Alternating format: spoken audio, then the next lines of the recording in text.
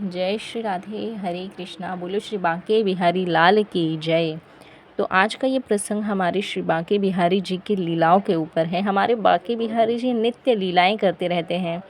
उन्हीं में से एक लीलाएं अपने भक्तों के साथ कर रहे हैं इस प्रसंग में हमारे प्यारे बांके बिहारी।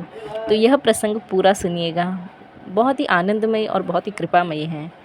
तो एक समय की बात है, झांसी और शिवपुरी के मध्य में करेरा नामक एक गांव है और वहाँ पर महुअर नाम की एक नदी गुजरती है। उसी के बगल में एक बहुत ही प्राचीन मंदिर है बांके बिहारी जी की, और उसी के ठीक बाजू में स्थित है जीर्ण शीर्ण मकान। और एक महात्मा उस बिहारी जी के मंदिर में पधारे एक दिन। उन्होंने वहाँ के पुजारी से उस जीर्ण मकान के बारे में पूछा कि इस मकान की क्या कहानी है। तब उस पुजारी महात्मा जी को बताते हैं कि कई वर्ष पहले एक सत्य घटना सुनाई उस मकान के बारे में। तो बात उस समय की है जब उस मंदिर में महंत थे श्री रजवदास जी महाराज, और वहाँ के पुजारी महात्मा से कहने लगे उस मकान के बारे में कि उस मकान के साथ क्या हुआ था। तो यहाँ पर उन्होंने बताया कि बहुत समय के पहले यहाँ पर एक दुकान हुआ करती थी, और यहाँ पर गहुई वैश्य जाति की बुढ़िया महिला रहती थी और उसके परिवार में कोई नहीं था। वह अकेली ही रहती थी, और इस कारण उसकी आदत थी कि वह व्यापार करती थी और सिर्फ पैसा जमा करके रखती थी। और वो व्यापार कचौरी और पकोड़ों की करती थी कि वो कचौरी और पकौड़ियाँ जो होती थी वो बनाकर बेचती थी और उससे वह धन कमा के रखती थी। तो वहाँ के आसपास के लोग वो बुढ़िया से कहते थे कि माई, तुम इतनी बुढ़ी हो और अकेले रहती हो, तुम इतने पैसों का क्या करोगी, इतने बड़े मकान दुकान का क्या करोगी, तुम रोज़ व्यापार भी करती हो, क्या करोगी इतने धन का। तो यह सब छोड़ के आप भगवान का नाम क्यों नहीं लेती। लेकिन वह बुढ़िया नहीं मानती। वह इसी प्रकार रोज़ कचौरी पकौड़ियाँ बना बना बेचती और धन रखती थी। एक दिन उसे रात्रि में सपना आया कि उसने सपने में देखा कि वह मर चुकी है और लोग उसकी संपत्ति लूट लूट कर ले जा रहे हैं। सवेरे जगने पर उसे लगा कि कहीं ये सच ना हो जाए। ऐसा ही विचार करते हुए वो बुढ़िया गोही वैश्य समाज के लोगों के पास गई और इस बारे में सलाह ली। तो आखिरी में वह अपनी सारी संपत्ति बिहारी जी के मंदिर के नाम कर देती है, और इसके बाद वह बुढ़िया अपनी दुकानदारी छोड़कर बिहारी जी के मंदिर में ही निवास करने लगी, और मंदिर से ही उसे दोनों समय का भोजन भी मिल जाया करता था। अब वह बुढ़िया भक्ति में लीन हो गई। वह बुढ़िया सारा जीवन अपने भगवान श्री कृष्ण को समर्पित कर दिया और सारा दिन मंदिर में बैठकर भगवान श्री कृष्ण की भक्ति किया करती थी। जो हाथ बेसन में सने रहते थे, अब वो हाथों में माला फेरती थी। जो आंखें ग्राहकों की प्रतीक्षा करती थी, अब वो आंखें भगवान की प्रतीक्षा करने लगी कि कब मेरे प्रभु आएंगे। अब उसकी पूरी ज़िंदगी पूरी बदल चुकी थी। तो गांव के सभी लोग अब उसे भक्तिन के नाम से पुकारा करते थे। उस मंदिर के महंत श्री रजवदास जी महाराज थे। तो अब एक दिन क्या होता है, वह भक्तिन रात को हमेशा की तरह दूध पी रही थी। महंत जी ने देखा कि जो भक्तिन है दूध पीते पीते कुछ चबा रही है। महंत जी ने पूछा, माई, यह तुम दूध में क्या चबा रही हो। भक्तिन बोली, महाराज, आप दूध में मेवा ज़्यादा डाल देते हो, उसे ही चबा रही हूँ। महंत जी ने सोचा, मैं और दूध में मेवा डालूं, मैं दूध में तो चीनी ही डालता हूँ, वही बहुत है। तो महंत जी का माथा ठनका। दूसरे दिन उन्होंने देखा दोपहर को भक्तिन के दाल में घी जो रहती है उसमें घी बहुत ज़्यादा थी, घी तैरती हुई उनको दिखी दाल में। तो महंत जी ने पूछा, यह दाल में घी कहाँ से आया। भक्तिन बोली, महाराज, आप ही तो दाल में घी डालकर देते हैं। अब महंत जी को लगा कि शायद बर्तन में पहले से ही घी गिर गया होगा। अब महंत जी रोज़ देखते भक्तिन की रोटी और दाल में रोज़ घी दिखाई देता और उसके दूध में मेवा भी बढ़ते जा रहा था। तो साथ ही महंत जी की रसोई में घी और मेवे से भरे पात्र खाली होते जा रहे थे। महंत जी को समझ नहीं आ रहा था कि यह सारे पात्र कैसे खाली हो रहे हैं, क्योंकि उनके अलावा रसोई में कोई जाता ही नहीं और रसोई की चाबी हमेशा महंत जी अपने पास ही रखते थे। तो एक दिन महंत जी भगवान की आरती कर रहे थे। उन्होंने देखा कि बिहारी जी के वस्त्र में के बाहों पर घी लगा हुआ था। उन्होंने यह सोचा शायद आरती करते समय जो घी है वो गलती से लग गया होगा। तो उन्होंने वस्त्र धोकर उनको दूसरी पोशाक पहना दी। पर लेकिन दूसरे दिन उन्होंने देखा कि बिहारी जी के दोनों हाथ घी में सने हुए थे। अब महंत जी को विश्वास हो गया कि यही बिहारी जी भक्तिन के दूध में मेवे और दाल रोटी में घी डालकर देते हैं। महंत जी ने बिहारी जी से कहा। फिर महंत जी बिहारी जी से कहने लगे, ग्वाल सिंहासन पे पूज के भयो ठाकुर हूँ पे, ठगोरी ना छूटी, काहू को काज बने बिगड़े, ब्रजराज की तो चोरी ना छूटी। प्रभु, आपकी यह चोरी की आदत अभी तक नहीं छूटी। प्रभु, मैंने वो सब खाक जो थे संतों की सेवा के लिए बचा रखी थी, परंतु आप सब कुछ भक्तिन पर लुटाए जा रहे हो। यह ठीक नहीं है। कभी कोई संतों की जमात आ गई तो मैं उनको जो है सेवा कैसे करूँगा। भगवान चुपचाप सुनते रहे और कुछ नहीं बोले, लेकिन भक्तिन के लिए उसी तरह घी और मेवा लुटाते रहे।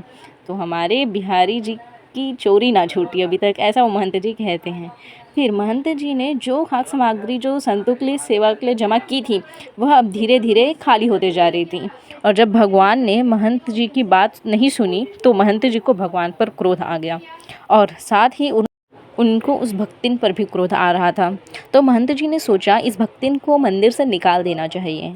महंत जी ने विचार किया, इसको अगर निकाल देंगे तो मतलब ठाकुर जी तो घी और वो सब उसको देंगे ही नहीं। तो अब वो सोचने लगे कि कैसे इस भक्तिन को मंदिर से निकाला जाए, कोई लांछन हो, कोई आरोप हो तब तो इसे निकालें। इस प्रकार महंत जी भक्तिन को मंदिर से निकालने का उपाय सोचने लगे।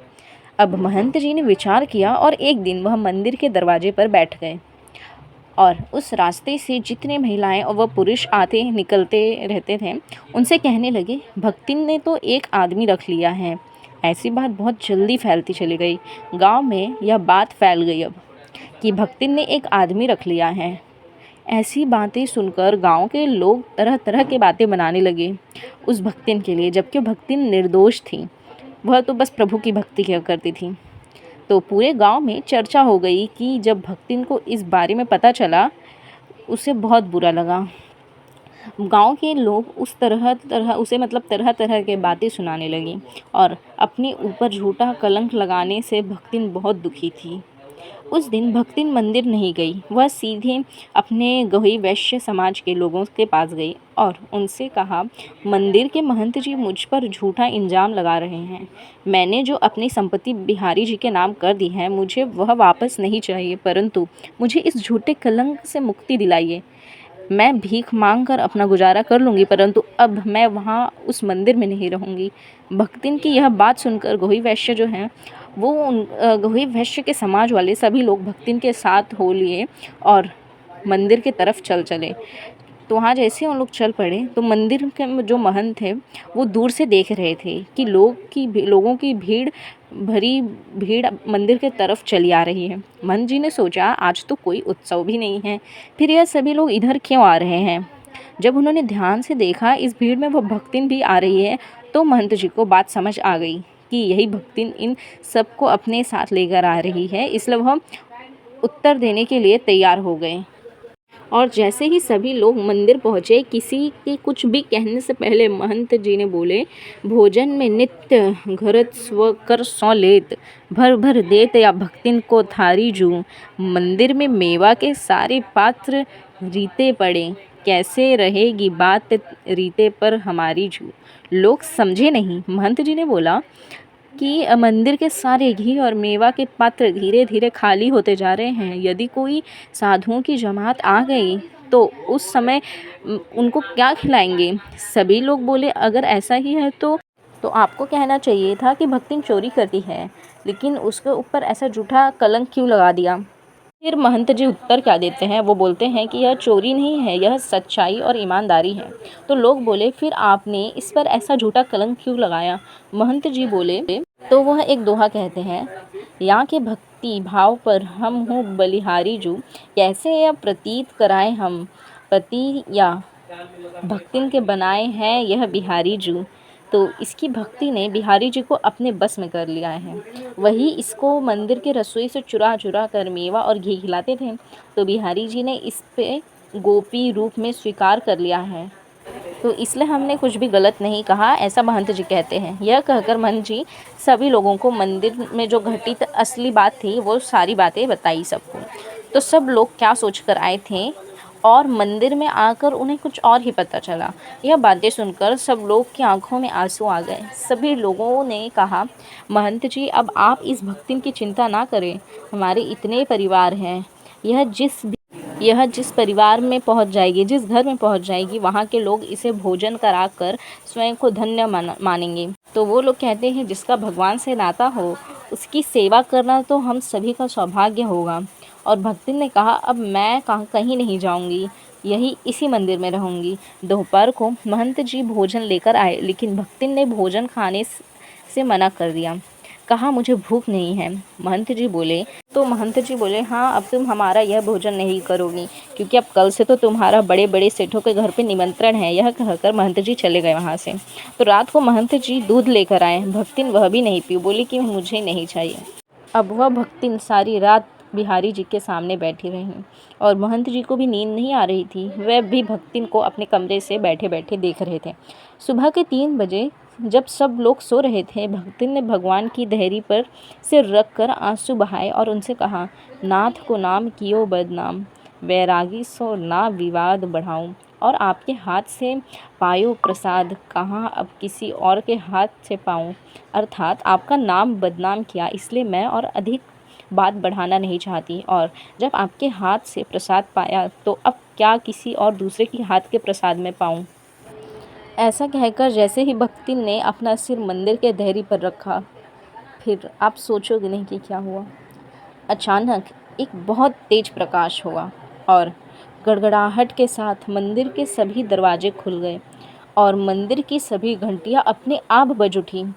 तभी महंत जी और सभी लोग जाग कर अपने अपने कमरों से बाहर आए। सभी ने देखा कि भक्तिन के शरीर से एक प्रकाश पुंज निकल रही है और बिहारी जी के श्री विग्रह में जाकर समा गया। वह भक्ति के प्राण श्री बिहारी जी में विलीन हो चुके थे। पूरे करेरा गांव में अब इस बात का हल्ला मच गया। अगले दिन करेरा गांव में ही महुअर नदी के किनारे भक्तिन का अंतिम संस्कार किया और वहीं पर उसकी समाधि बना दी गई। महंत रजब दास जी जब तक उस मंदिर में रहे, उनका नियम था भगवान की आरती करने के बाद वह छत पर चले जाते और छत से ही उस समाधि की आरती उतारते थे। और आज भी करेरा गांव में वह आज भी श्री बिहारी जी का प्राचीन मंदिर है। मंदिर के बगल में वह खंडहर मकान है और आज भी उस भक्तिन की समाधि वहाँ पर उस महुअर नदी के किनारे स्थित है। ऐसे भक्त वत्सल प्रभु को हमारा कोटि कोटि नमन और ऐसे परम ठाकुर के भक्त को कोटि कोटि नमन। इसलिए हमें भी यह जीवन अपने ठाकुर जी के नाम कर देना चाहिए, अपनी किशोरी जी के नाम कर देना चाहिए। प्रभु का वह नाम खाली हमें इस जन्म से पार लगा देगा। और प्रभु जैसे वह भक्तिन का हाथ थाम लिए और भव से पार लगा दिए, उसी तरह हमें भी हमारा हाथ थाम के हमें भव से पार लगा देंगे। तो रटो राधे राधे, हरे कृष्णा, जय श्रीमन नारायण। अगर आपको हमारा यह वीडियो पसंद आया हो तो कृपया चैनल को लाइक कीजिए, सब्सक्राइब कीजिए एंड शेयर कीजिए। राधे राधे।